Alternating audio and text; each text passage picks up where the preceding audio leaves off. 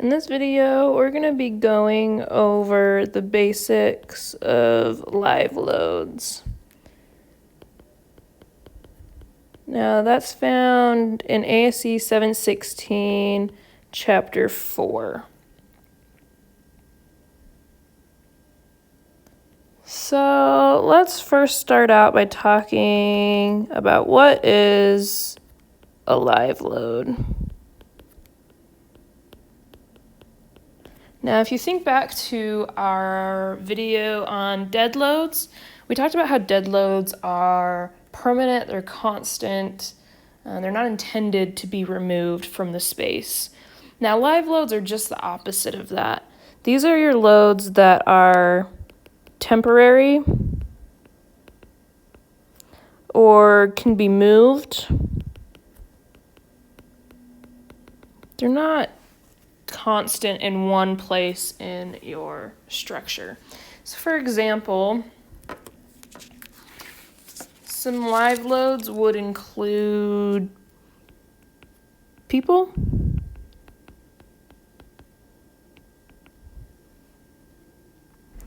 tables, other furniture, things like that. Luckily for us, ASCE 716 has combined all these different types of load into one basic loading for different types of structures. And that is found in table 4.3-1. And how you use that table is you look up your type of structure,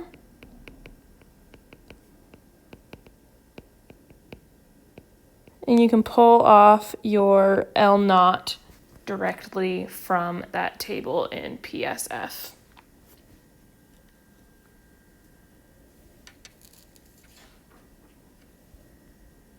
So once you have to find your L0 from that table, you may be able to reduce your live loads.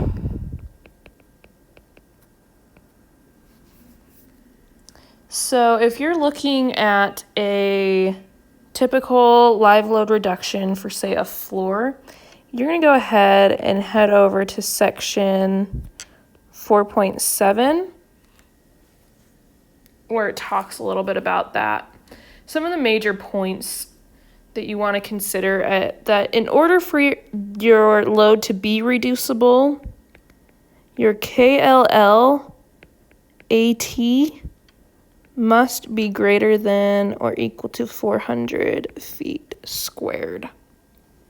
If it's less than 400, you can't reduce it, and your live load, your L, just becomes your L0 that you pulled off of the table. Another thing to consider, if we look in 4.7.3, is that if your L0 is greater than 100 PSF, you also can't reduce your live load. So this is reducible, non-reducible.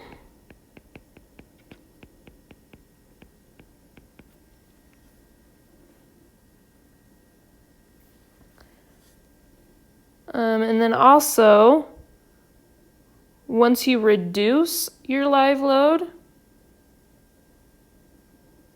remember that L has to be greater than or equal to 0.5 L0 or 0.4 L0. This is for members supporting one floor,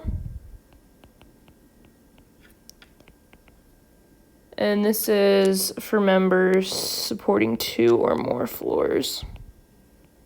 So these are just your minimums that it can be reduced to. And of course, that equation for your reduced live load is going to be L equals L0 times 0.25 plus 15 all over the square root of KLLAT.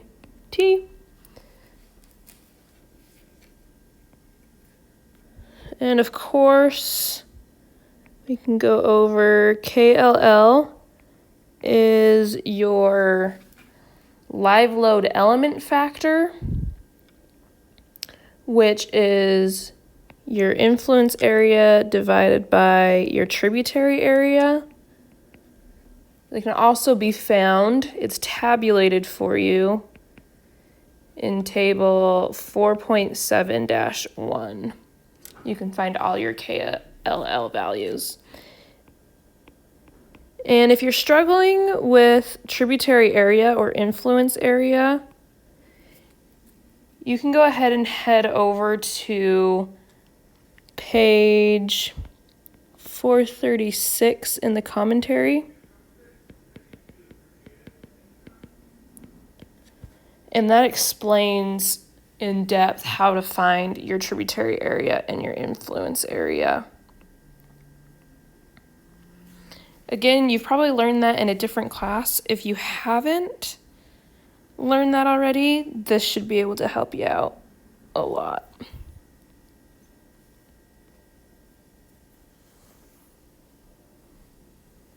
All right, so that's just for your live load reduction. There's also a roof live load reduction.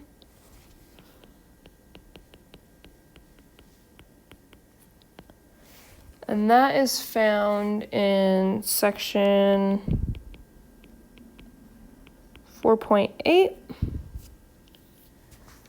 So a couple things to point out about that is that your minimum is going to be 12 PSF. If you go through your reduction equation and it ends up being less than that, then you have to use 12 PSF. That's the minimum your roof live load can be.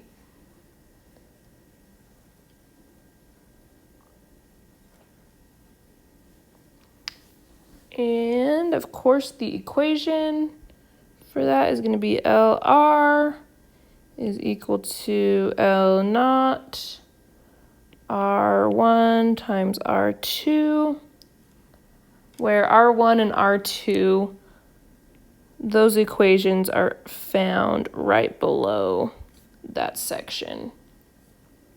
That's on page 17 of your book. I won't write those down because you can look them up.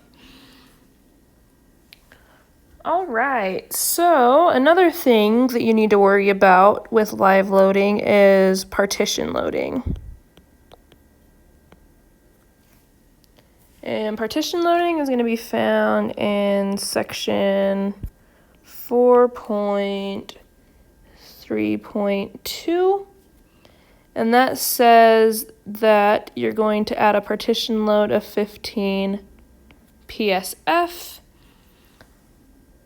in structures where walls might be coming down or moving around, or you might have partitions going up or things like that. Things like offices, homes, those are going to have partition loadings associated with them. However, it's important to note that you never reduce your partition load. So if you say you have an office building and you get a reduced live load of 40 PSF, right? That's your reduced live load, that's your L. You would do this whole reduction first, and then you would add on your 15 to get a total of 55 PSF. You wouldn't add your 15 partition before you reduced it. Never, ever, ever reduce your partition load. Also, if your L naught is greater than 80 PSF, then it isn't necessary to add partition load.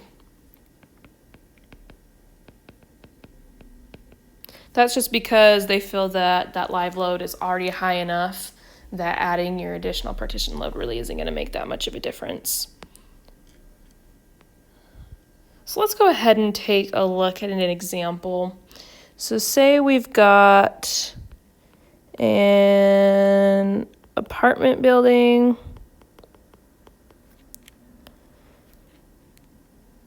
and we're looking at an interior beam.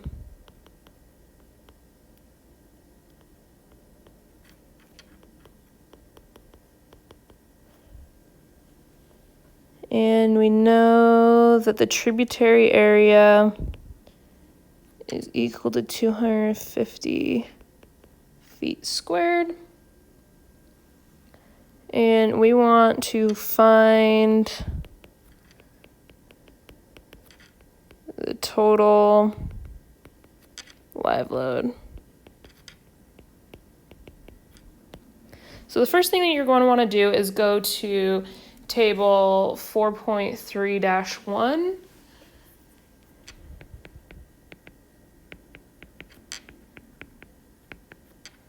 And get your L naught. So we've got an apartment building.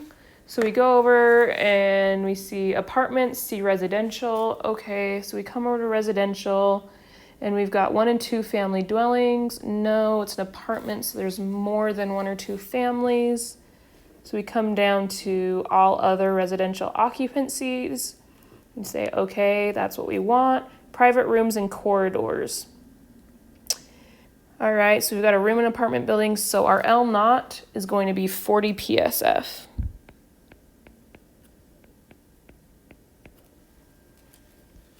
Great. Now we need to check if we can reduce it.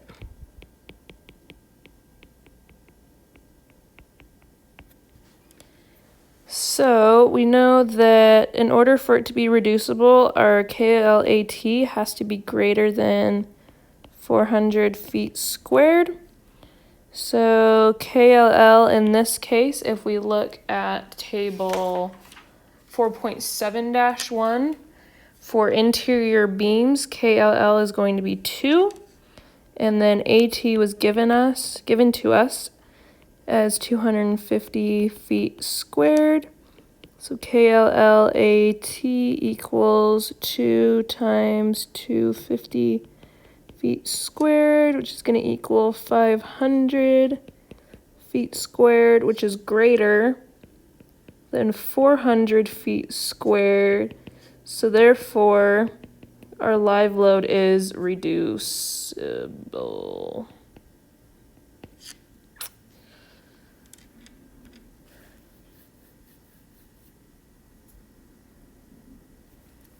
Okay, so we can go ahead and look at this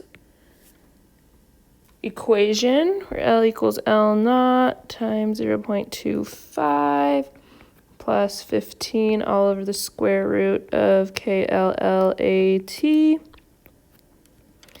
which is going to be equal to 40 PSF times 0.25 plus 15 all over the square root of 500 feet squared. And we're going to get 36.8 PSF as our reduced live load. Now we've got to check that against our limits. So 0.5 L naught equals 20 PSF and 0.4 L naught equals 16 PSF, which both of those are less than our 36.8 PSF. So therefore, we're going to get L equals about 37 PSF.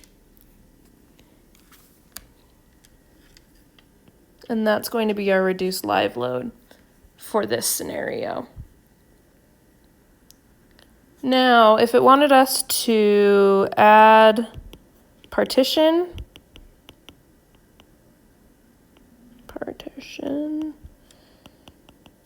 if necessary, we would have to go in, and we know that we add in partition load if L naught is less than 80 PSF, which ours is, so that checks out, so we can add partition in.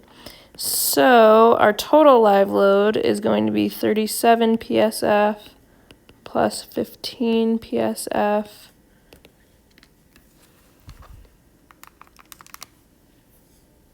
Which is going to be 52 PSF. Again, you add your partition load, this 15 PSF, to your reduced live load. You don't add your 15 to the 40 and then reduce that. You add your reduced to your partition. So you do your partition at the end. You don't ever, ever, ever reduce your partition loading.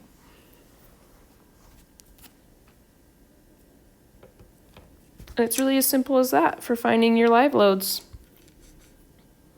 If you have any questions, go ahead and check out our tutoring or homework help page. And we'll be able to give you additional help there.